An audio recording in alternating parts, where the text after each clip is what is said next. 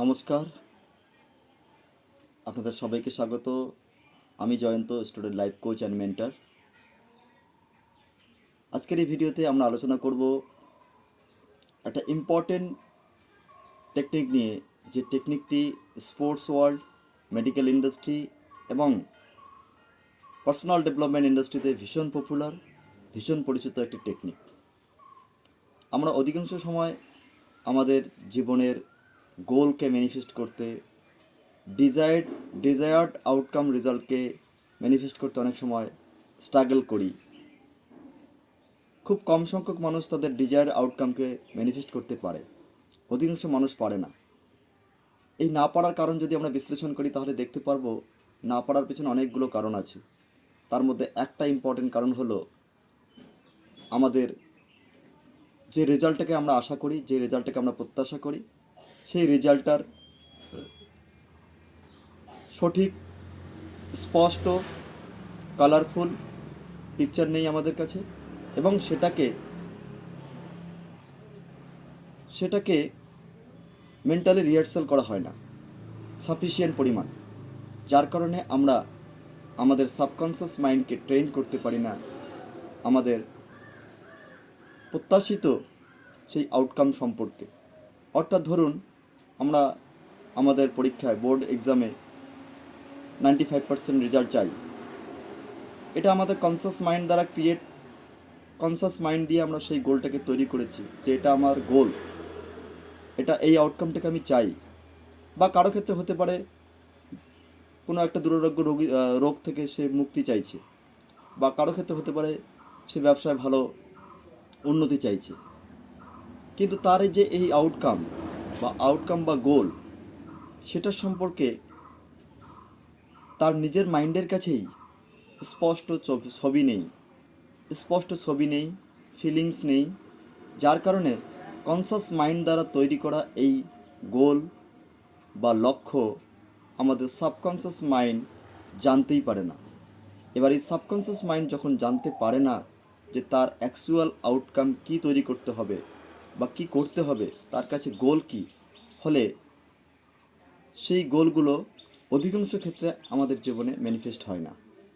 তাই আজকের এই ভিডিওতে আমরা মেন্টাল রিহার্সালের মাধ্যমে আমরা প্রথমে আমাদের গোল বা আউটকামের পিকচার তৈরি করব, ভিডিও তৈরি করব, এবং সেগুলোকে মেন্টালি রিহার্সাল করব। ঠিক আছে?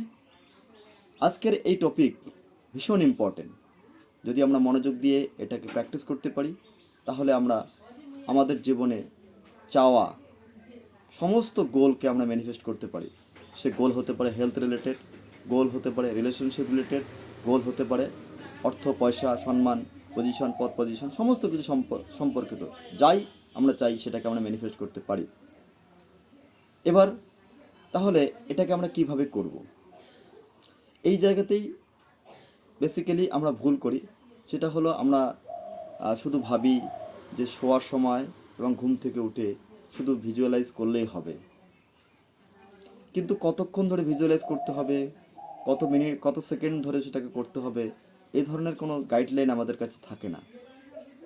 যার কারণে আমরা এই টেকনিকটা তো অবশ্যই করি, কিন্তু টেকনিকটা করতে গিয়ে কোথাও ভুল হয়ে যায়। আজকের এই মেন্টাল রিহার্সালের মাধ্যমে আমরা জানতে পারবো যে রাইট ওয়ে কীভাবে সঠিকভাবে করতে হয় মেন্টাল রিহার্সাল।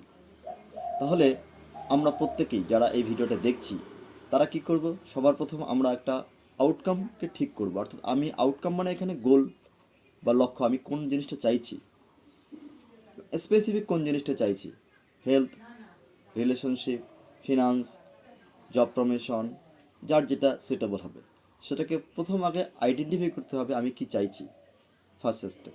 তারপর সেই চাওয়াটাকে আমার কি করতে হবে, যেটাই আমি চেয়েছি সেটার পিকচার তৈরি করতে হবে। ঠিক আছে? এবং এখানে এক বা একাধিক পিকচার হতে পারে, কারো ক্ষেত্রে ভিডিও হতে পারে, নো ম্যাটার।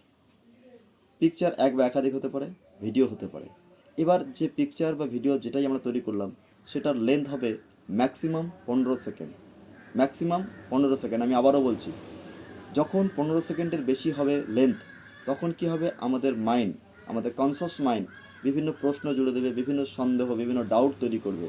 ফলে সেটা সাকসেসফুল হওয়া আমাদের মাইন্ডের কাছে অনেক সময় কী হবে, প্রশ্নবোধক চিহ্ন চলে আসবে। যার জন্য আমাদের পিকচারগুলো তৈরি করতে হবে 1 সেকেন্ড থেকে 15 সেকেন্ডের মধ্যে। যত ফাস্ট করতে পারবো তত ভালো, ঠিক আছে? তাহলে 15 সেকেন্ডের মধ্যে আমরা একটা এক বা একাধিক পিকচার বা ভিডিও তৈরি করব, এবং সেটাকে আমরা কি করব, সেটাকে আমরা ইমাজিন করব আমাদের প্রিফ্রন্টাল কর্টেক্স, এই পজিশনটাতে, এটাকে আমরা প্রিফ্রন্টাল কর্টেক্স বা প্রিফ্রন্টাল লোব বলি। এইটাতে আমরা কি করব, এটাতে আমরা ইমাজিন করব সেই পিকচার বা সেই ভিডিওটাকে, ঠিক আছে?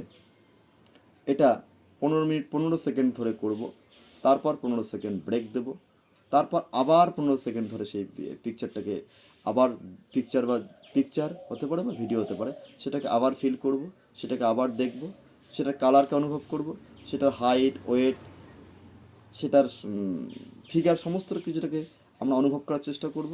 তারপর আবার 15 সেকেন্ড ব্রেক নেব, আবার 15 সেকেন্ড পরে আবার করব। এভাবে 50 থেকে 75 বার এটাকে করতে হবে, সপ্তাহে 5 ডেজ। কারণ কি, আমাদের প্রিফ্রন্টাল কর্টেক্স বা এই যে পজিশনটা আছে, প্রিফ্রন্টাল লোব বা প্রিফ্রন্টাল কর্টেক্স এটাকে বলে, এটাকে রিওয়্যার করা সবচেয়ে কঠিন। যার জন্য আমাদের এতবার করতে হবে। যদি আমরা শুধু সকালে বা রাতে শোয়ার সময় যদি একবার ভিজুয়ালাইজেশন করি, এটা যথেষ্ট নয়। কারণ কি, আমাদের প্রিফ্রন্টাল কর্টেক্সে বা প্রিফ্রন্টাল লোবের মধ্যে যতক্ষণ না আমাদের ডিজায়ার্ড আউটকাম ক্রিস্টাল ক্লিয়ার হচ্ছে, ততক্ষণ সেই গোলকে এক্সিকিউশন করার জন্য যে ধরনের অ্যাকশান নিতে হবে, সেই অ্যাকশান আমরা নেব না। যার জন্য আমরা অনেক সময় লক্ষ্য করব, সবার কাছেই গোল আছে, সবাই সে গোলকে কীভাবে ম্যানিফেস্ট করতে হয় সব কিছু জানে, কিন্তু অ্যাকশান নিচ্ছে না।